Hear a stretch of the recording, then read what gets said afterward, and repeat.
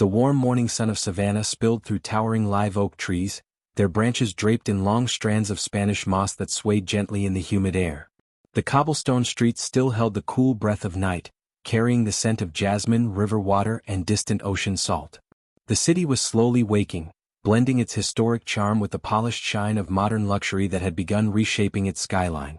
Mrs. Marigold Sterling walked calmly through this familiar beauty. In her late 60s, she carried herself with quiet dignity shaped by 40 years as a schoolteacher. Her silver hair was neatly pinned into a bun, her faded floral dress carefully pressed, and her shoes practical rather than fashionable. At her side trotted Justice, her 4-month-old German Shepherd puppy. His ears were still too large for his head, his tail full of excited energy, but his eyes were sharp and loyal. Despite his young age, he stayed close, frequently glancing up at Marigold for reassurance. They were headed toward the Grand Regency Mall, a massive monument of glass, marble, and wealth. Marigold rarely visited such places, but today was special. Her son, Jackson Sterling, was finally coming home from a classified Navy SEAL deployment. She wanted to buy him a meaningful gift, something lasting. Inside her worn canvas purse was an envelope containing savings from her modest pension and small tutoring jobs. Every dollar represented years of dedication, and she intended to spend it wisely.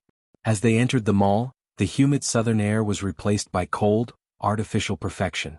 Designer perfumes filled the space, echoing footsteps bounced off marble floors, and luxury storefronts glittered with price tags far beyond Marigold's lifestyle.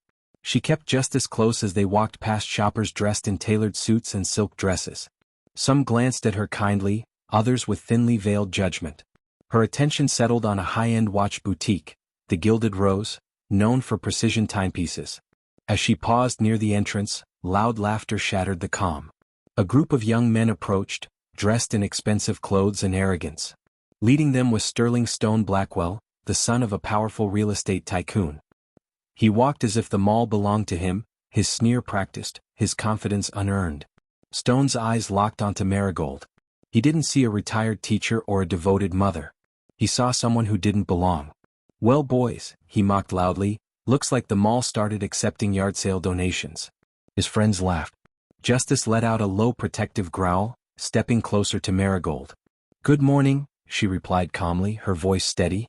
"I'm just passing through."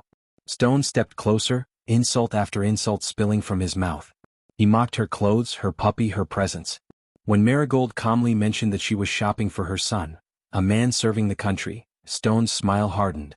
Money, he claimed, mattered more than service. Justice stood firm, staring up at him. And in that moment the air shifted, unnoticed by Stone, but fate had already begun to move. Stone Blackwell thrived on attention, and the growing crowd only fueled his cruelty. Phones came out, laughter sharpened, and his voice rose for effect. He mocked Marigold like she was entertainment, turning humiliation into content.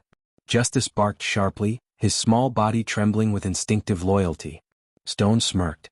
Aggressive dog in a luxury mall? This is content gold. One of his friends handed him a large cup filled with bright blue soda, ice clinking inside. Stone raised it toward the cameras. "This," he announced, "is civic cleanup."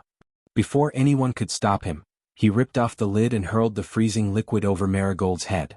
Blue syrup drenched her hair, soaked her dress, and splashed across the marble floor. Justice yelped as the cold liquid soaked his fur, slipping as he scrambled back. Laughter exploded. Marigold didn't scream. She didn't beg. She stood frozen, eyes closed, soda dripping from her eyelashes. The silence from the crowd was deafening. Store employees watched, afraid to intervene. Security hesitated. Power had spoken. Stone leaned closer. "Smile. You're viral now." Marigold opened her eyes, humiliation burning, but her posture remained upright. She demanded an apology, not loudly, not angrily, but firmly. Stone laughed again. The boutique manager, Quentin Vane, rushed out, not to help but to protect Stone. He accused Marigold of trespassing, called her a nuisance, threatened police involvement. Her attempt to explain was dismissed instantly. With shaking hands, Marigold pulled out her phone. "I'm calling my son," she said softly. Stone reacted instantly. He grabbed her wrist and slapped the phone from her hand. It shattered across the floor. "No one's coming," he whispered. "And no one's watching." But he was wrong. Miles away, at a private Savannah terminal, Jackson Sterling had just landed. As he checked his phone, the call connected automatically. Through broken audio he heard laughter. Then Justice's cry. Then his mother's silence. His world narrowed. Using the tracking system he'd secretly installed for her safety, Jackson located her instantly, Grand Regency Mall. Within seconds the SUV roared to life. He didn't panic. He calculated. By the time Stone finished laughing, the storm he'd unknowingly summoned was already racing toward him, focused, unstoppable, and trained for war. The glass doors of the Grand Regency Mall slid open as Jackson Sterling entered. He didn't run. He moved with controlled precision, each step heavy with purpose. Conversations died around him. Shoppers instinctively stepped aside, sensing something dangerous and final in his presence. His eyes locked onto the scene. Marigold stood soaked and shivering. Justice crouched beside her. The manager had a grip on her arm. Jackson crossed the distance in seconds. "Let go of my mother." The words were calm but absolute. The manager released her instantly, stumbling back. Jackson knelt, checking Marigold, then Justice. His jaw tightened, fury locked behind discipline. Stone scoffed nervously. "And who are you supposed to be?" Jackson slowly opened his jacket, revealing his Navy SEAL uniform beneath. Metals caught the light.